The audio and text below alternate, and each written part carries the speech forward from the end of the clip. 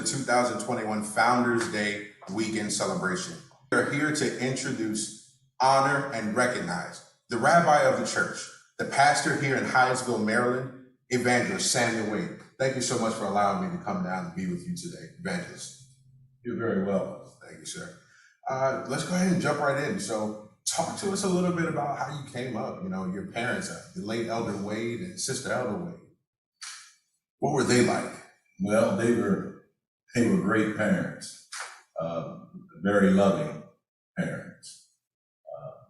In some cases, they were strict, and we always knew exactly where they stood. And seemingly they were always on the same page where you really couldn't play one against the other. If you did, you would pay the consequences. Well, and that's probably, due back to their upbringing. And, what is kind of that lineage, where did they come from? Well, my mother, she was born and raised in Virginia. And her mother was the late Sister Elder St. Ruth Medley. And my dad, he grew up in the Rockville area. And his mother was the late Grand Trustee, St. Ella Mae Warren. My grandfather on my dad's side was George Rhodes, and I don't believe that he was a member of the church. I never met him, and I never met my grandfather on my mother's side. What were some of your earliest memories of, just kind of growing up in the family? Because you guys come from a big family, right? You have a lot of siblings. Yes, yeah. It was a big family. It was 10 of us total in the household. I'm right in, it's a total of 8 siblings, and I'm kind of like right in the middle. Okay. I had five sisters and 2 brothers. One sister, the late Sister Martha, I think she was, Saint Sherelle, Yvette Wade. She passed away back in 1994. And so that leaves me with 4 sisters and 2 brothers. Gotcha. So are you, you said you were in the middle. So you have the 4 sisters older? No, I have 2 older sisters and 2 older brothers. Okay. So that kind of puts me in the middle, and then there were 3 younger sisters after me. We were from Maryland. Okay. My grandparents on my mother's side were from Virginia. But we grew up in Maryland, a town called Rockville. And there was just never a dull moment.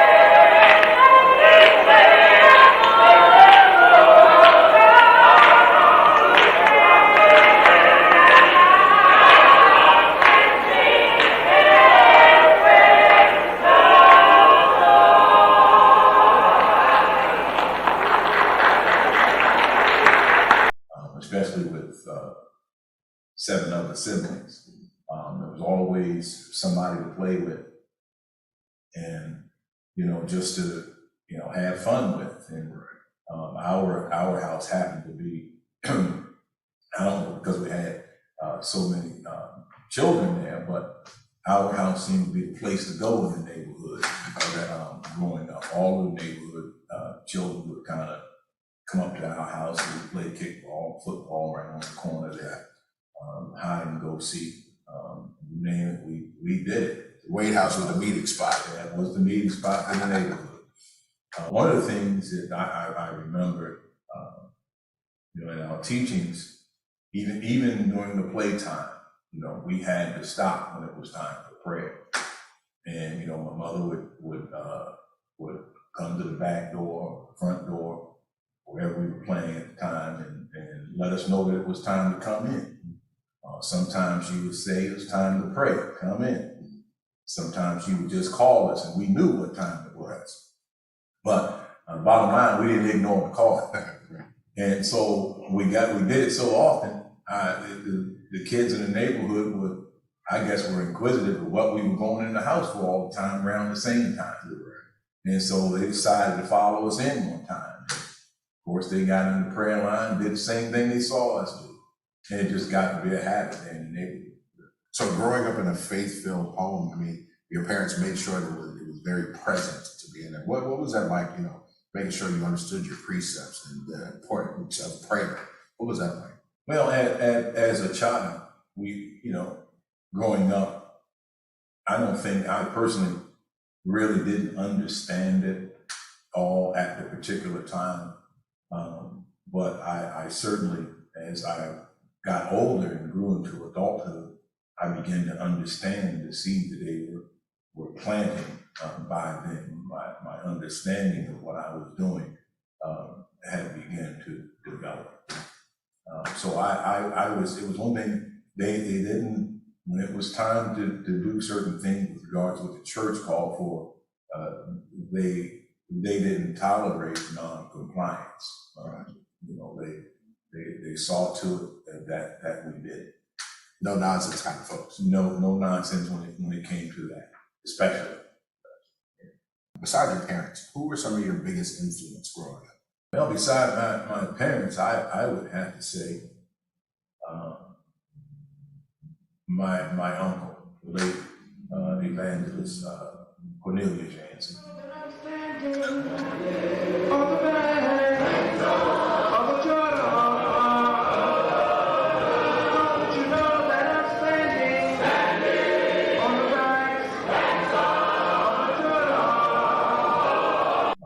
He influenced my life greatly because he was always an encouragement to me, even in my younger years. And there were other ministers who influenced my life as well. The late Chief Evangelist Person, and also the late Chief Evangelist Philip Thomas. And what can I say about our counselor, Evangelist Morris Colburn?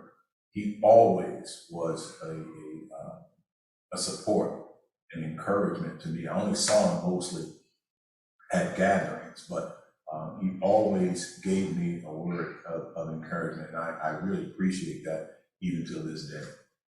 Do you remember, some of those earlier Passovers that you would go to, those larger gatherings? What did that feel like back in the day? Did you attend those Passovers on Pacific Street? Yes. I remember as a boy, the first time ever meeting the late Bishop John W. Dickerson. He had an aura about him. And I can remember vividly, shaking his hand. It was just, I didn't understand what the feeling was, but it was a peculiar feeling, even as a child. Hand would tremble and just this feeling went through you. And so I always remember that as a boy. And I would hear, as I grew older, different stories about him. Pacific Street was where we held the Passovers. I believe it was Pacific and New York Avenue in New Jersey. We would have a wonderful and beautiful time. The spirit was high. And the shout broke out all the time in most all services. I can remember as a little boy, we would collect Passover Club here in our tabernacle as little children. And then at the end of the year, I think St. Yvonne Swain would hold the Passover Club for us. And then at the end of the year, she would give it all back to us, right around Passover time. And we would go to the Grand Trustee, and we spend our little change with the Grand Trustee. And my grandmother was a Grand Trustee, so as children, we used to call it Grandma's store. but to get our juice, our chips and peanuts and whatnot. And those just always were, and I can remember, other children from other tabernacles, and St. Yvonne would distribute because she would actually give it to us at the Passover that night. Wow. She would give it to us, and they would be like envious of us because At all. she was handing us envelopes full of money. And so, and the services were just, like when a shout broke out, I never experienced anything like that in my life. There were daughters who, would get caught up in the spirit and they would literally pass out. They would literally pass out, and you would, as a boy watching this, I was never frightened by it. Mm-hmm. It happened so often, and it was not like a put on. They were literally out, and you'd have to get they get called it smelling salts to kind of bring them back around. But one thing I do remember about those times is that when they would fall out like that, when they get caught up in the spirit and get to shouting, no one ever got hurt. No one ever got hurt. And so, I just remember that as a boy.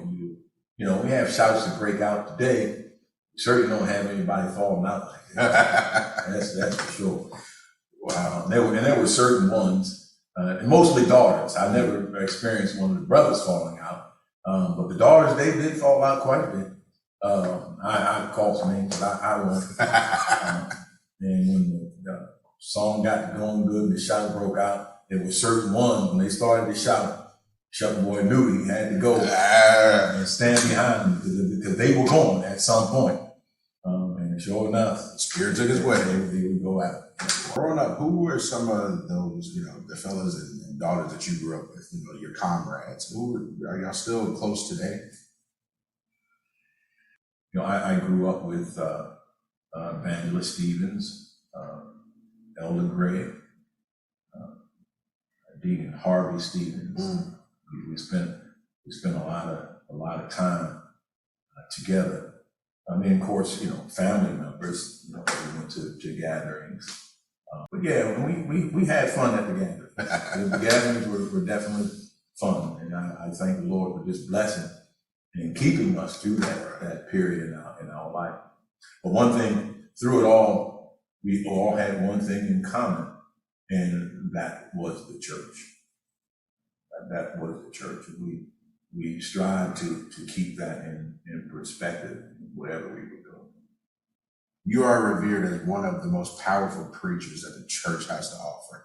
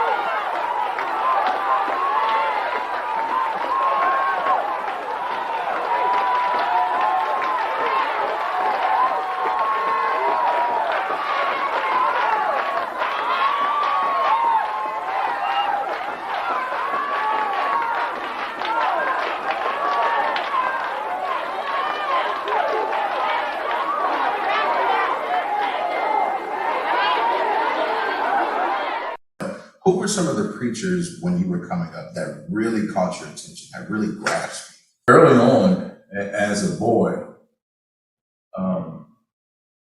I remember the late Bishop Harmon. It was just something about preaching that was attractive to me. Why, I don't know, difficult to explain, but as a boy, I would like to hear good preaching, and I used to enjoy listening to him. And then as I grew older, there were just my dad. Most people really don't know this about him, but he was a great preacher. He really was. He really thundered the direct word of God, and I think that's part of why I preach the way that I do today, because I sat under him so long. Then there was the late Chief Evangelist Jason Percy. He was just a preacher's preacher, and there was none to compare to him at that time, in my opinion. And then of course there was the late Chief Evangelist Philip Thomas. I used to be in awe of him, how he could just stand and expound the word at any given time, how his voice would raise and lower, and he would just thunder the word. And then of course there was several of them, the late Rabbi Lewis, there was the late Evangelist James Grant,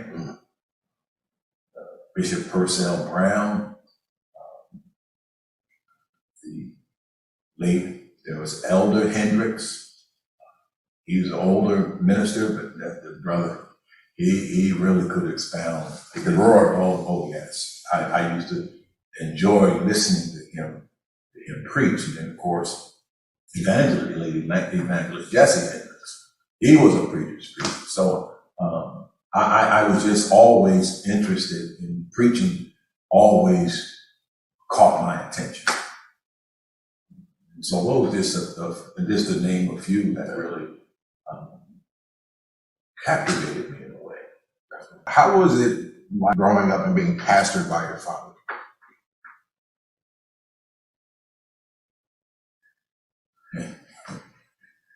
It was good.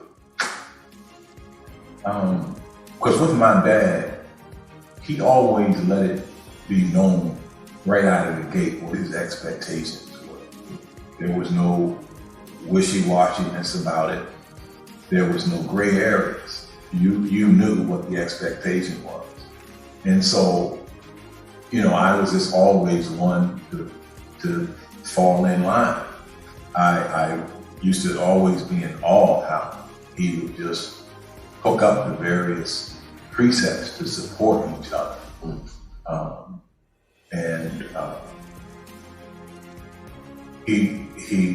He taught me to, if you don't have anything else but true your word, if you give someone, your word, and your word was your bond. And I always remember that. Whatever you do, you maintain your integrity, especially as a minister. And so I strive to do that my entire life. Would you say your dad was the main influence on your preaching style? I would think so. Yeah, because I sat and I listened to him. And so you listen to someone over and over again like that, you're going to develop some of their tendencies.